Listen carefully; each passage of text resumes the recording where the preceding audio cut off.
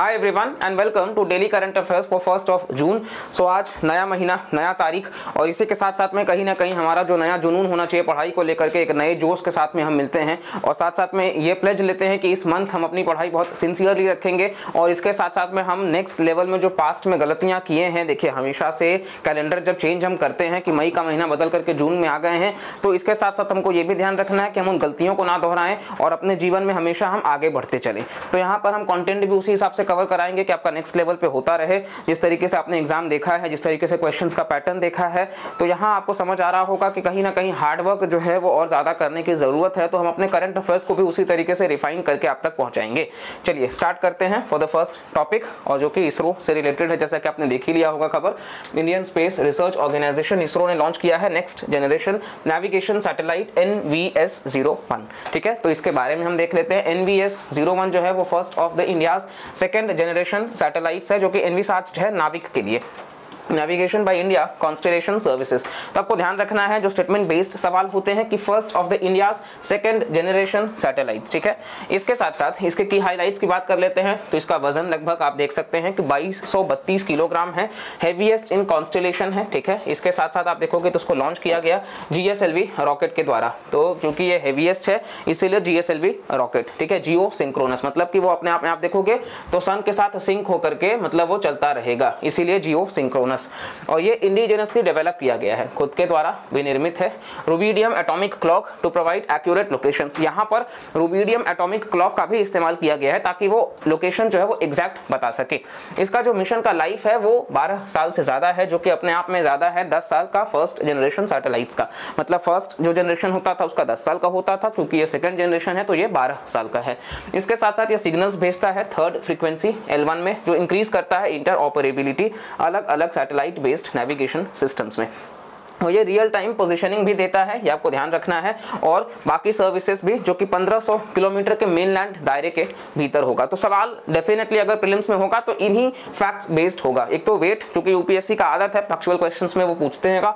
इसके बाद में ये बिकॉज GSLV रॉकेट का इस्तेमाल किया गया, indigenously developed rubidium atomic clock है। और टाइम ड्यूरेशन हमने देख लिया, मिशन 12 साल का है, थर्ड फ्रीक्वेंसी, और ये रियल टाइम पोजिशनिंग 1500 किलोमीटर तक का मेनलैंड दायरा कवर करने का। ठीक है, इसके साथ साथ नाविक जो है वो earlier known as Indian Regional Navigation Satellite System, इसको डिजाइन किया गया है कॉन्स्टेलेशन ऑफ 7 सैटेलाइट्स से। 3 सैटेलाइट्स को प्लेस किया गया जियो स्टेशनरी ऑर्बिट में और 4 सैटेलाइट्स को प्लेस किया गया इंक्लाइंड जियो सिंक्रोनस ऑर्बिट में। ठीक है, तो ये आपको ध्यान रखना है, इंक्लाइंड मतलब कि वो थोड़ा सा टिल्टेड होगा। ठीक है, ये आप ध्यान रखेंगे। तो टोटल 7 में से 3-4 का रेशियो है।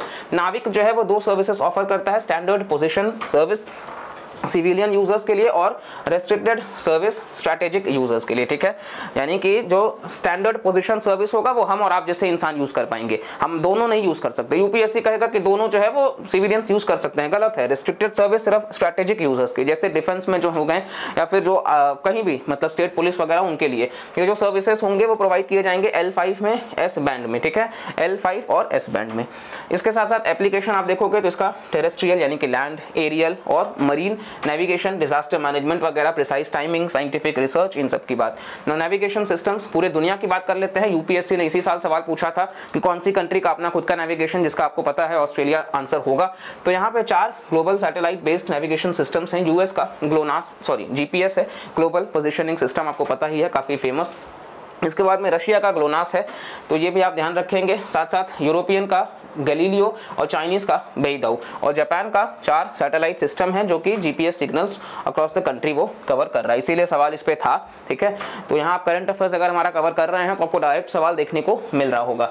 तो यूएस, ये मैच द फॉलोइंग में भी आ सकता है कि GPS USA का है, ग्लोनास रशिया का है, बेइडाउ जो है वो चाइना का है और गैलीलियो जो है वो यूरोपियन यूनियन का है।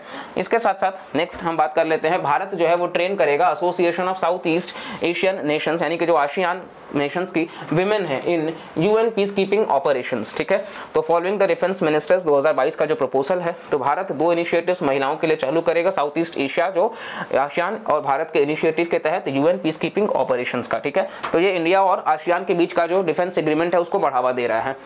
ना यहाँ पे आप देखोगे तो कहीं ना कहीं महिलाओं का ही रोल मतलब जहाँ पे ज़्यादा से ज़्यादा रखा जाएगा। 20 कीपर्स जो होंगे एटलीस्ट वो आप देखोगे कि अलग अलग कंट्री से होंगे। 2 मतलब आसियान में 10 नेशन है, ठीक है। आसियान आपको मतलब आप देखोगे तो कहीं ना कहीं 10 कंट्रीज हैं। इसका ट्रिक आप देखोगे तो कुछ इस तरीके से है कि IPL टीवी, जनरली हम IPL में मैच देख रहे होते हैं, तो इंडोनेशिया, फिलीपींस, लाओस, थाईलैंड और वियतनाम, 5 तो यही हो गए। इसके बाद अगर आप IPL देख रहे होंगे 2008 से, तो जो पहला मैच था उस संस्करण का, उसमें ब्रेंडन मैकुलम ने मैग्निफिसेंट सेंचुरी मारा था। पहले ही मैच में 150 रन का उन्होंने बेहतरीन पारी खेली थी। तो उस तरीके से आप याद रख सकते हो कि यहाँ पे आप देखोगे अगर Brendon McCullum scored magnificent century, तो यहाँ से फिर आप देखेंगे ब्रुनेई, फिर यहाँ पे मलेशिया, फिर सिंगापुर, म्यांमार और कैम्बोडिया। तो इस तरीके से आप ट्रिक से याद रख सकते हो। तो टोटल 10 कंट्रीज हैं और हर कंट्री से 2 पीस कीपर होंगे, यानी कि 20 पीस कीपर्स होंगे। सेकंड आप देखोगे तो टेबल टॉप एक्सरसाइज होगा महिलाओं के लिए। तो कहीं ना कहीं UN पीस कीपिंग फोर्स में पहली बार all female formed police unit जो है वो डिप्लॉय किया गया था लाइबेरिया में 2007 में। तो ये फर्स्ट टाइम नहीं है, लाइबेरिया में ऑलरेडी हो चुका था।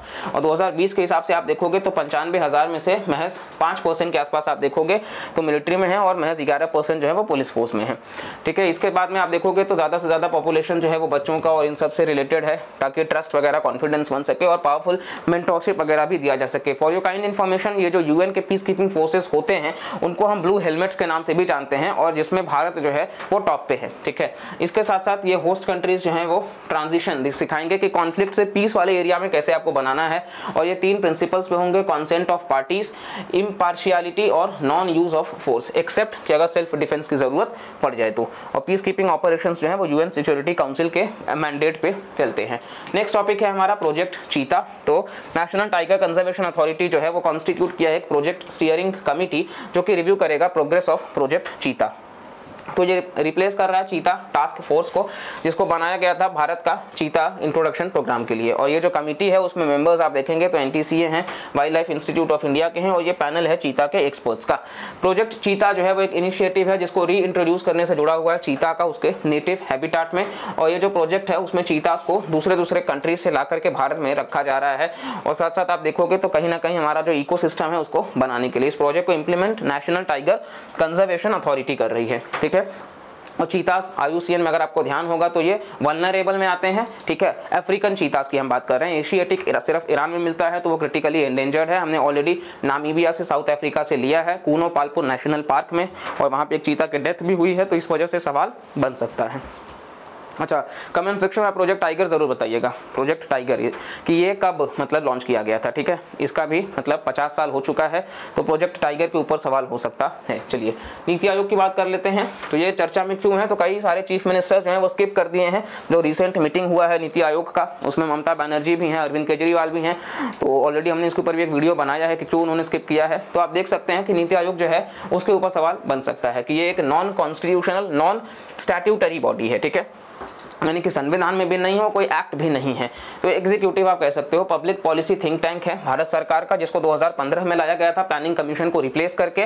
और ये बेसिकली आप देखोगे तो कहीं ना कहीं प्राइम मिनिस्टर जो हैं वो इसके चेयरपर्सन होते हैं नीति आयोग के, और वाइस चेयरपर्सन जो है वो नॉमिनेट किए जाते हैं प्राइम मिनिस्टर के द्वारा।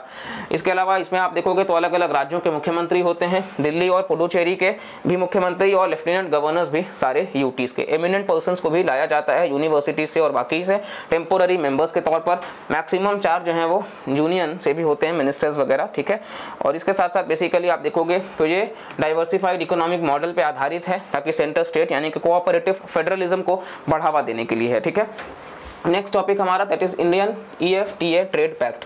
तो इसके बाद हम कर लेते हैं, एक फ्री ट्रेड एग्रीमेंट साइन होने की बात हो रही है बिटवीन इंडिया और 4 नेशन का ब्लॉक है EFTA, जो हेल्प करेगा एनेबल करने के लिए बेसिकली 2 वे, जो कि आप देखोगे कहीं ना कहीं इन्वेस्टमेंट बढ़ सके, कॉमर्स वगैरह, जॉब क्रिएशन, इकोनॉमिक ग्रोथ, इन सब से ये जुड़ा होगा। European free trade association.